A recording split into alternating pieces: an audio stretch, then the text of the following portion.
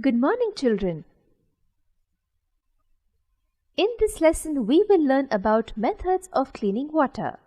Water is essential for all the living things. We cannot live without water, right? Can you tell how much of the earth's surface is land and how much is water? So, how much water do we have? The surface of the earth consists of 70% water and 30% land. The oceans, sea, rivers, lakes, etc. constitute the water bodies. So, 70% of the earth is covered by water. That is 326 million trillion gallons. That's a lot of water. Then why do we say water is scarce and we should not waste it? Here is the reason.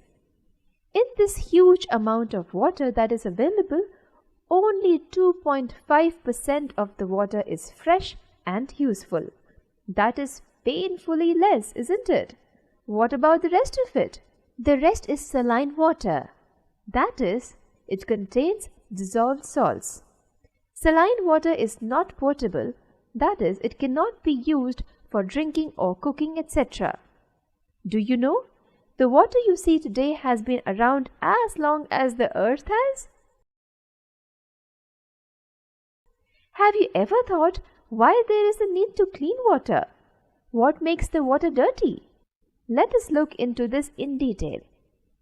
The rainwater flows in the river and catches mud, stones and other impurities.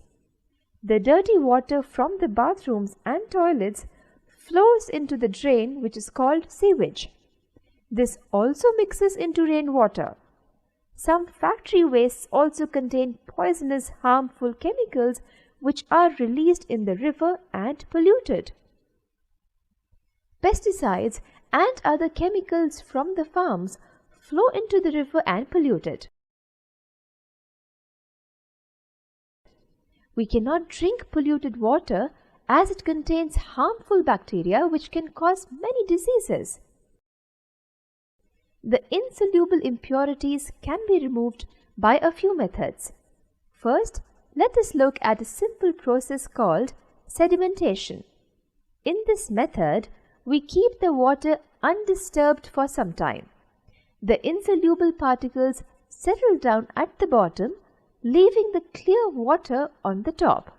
This process is called sedimentation, and the insoluble particles settled at the bottom are called sediments.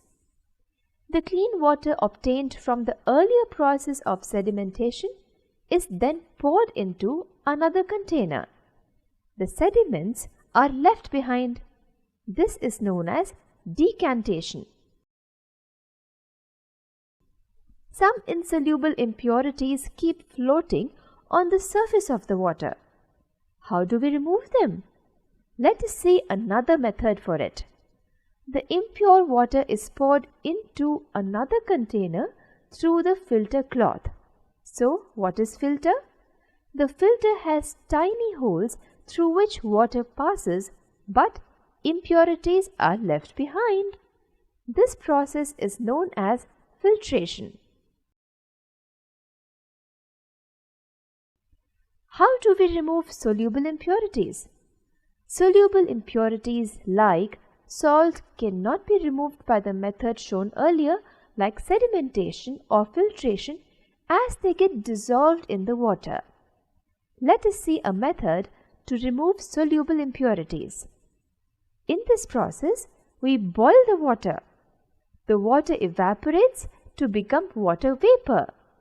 The salt is left behind. This process of changing water into water vapors is called evaporation.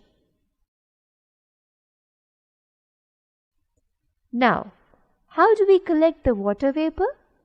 The evaporated water, that is water vapor, is then cooled down or condensed in a jar to get pure water. This process of evaporation and condensation is called distillation. Distillation consists of two steps. Step number 1, evaporation. In this step, the water is evaporated into steam in a distillation flask. Step number 2, condensation. In this step, the water vapor is converted into water by passing it through the condenser. Condenser is kept cool by circulating cold water. Water formed this way is purest and is called distilled water. Boiling is another simple method to remove the germs from the water.